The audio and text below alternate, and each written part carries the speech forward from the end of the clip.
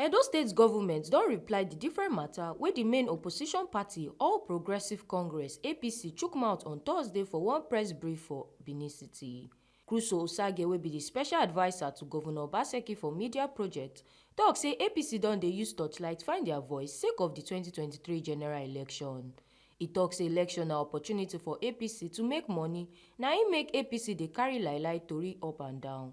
Crusoe yarn say Edo State government dey run government wey legislature and judiciary tanda gidigba. On top borrowing of money, Crusoe tok say e shock say APC get di liver to tok about di matter sake of say APC government for federal level dey borrow trillions of naira to pay federal workers, and Edo State dey pay di highest minimum wage for Naija and still dey continue to deliver ogbonge projects for different sectors of di economy.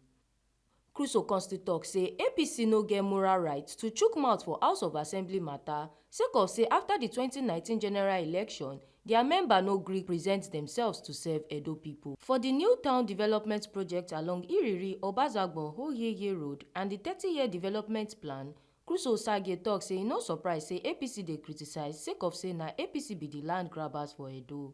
E tok say di debt management office put Edo State for beta light for di debt to GDP ratio, and unlike APC federal government, Edo State government dey do projects wey dey impact di lives of Edo pipo. Crusoe Osagie tok say Edo pipo know beta and dem ready gidigba to vote People's Democratic Party for 2023.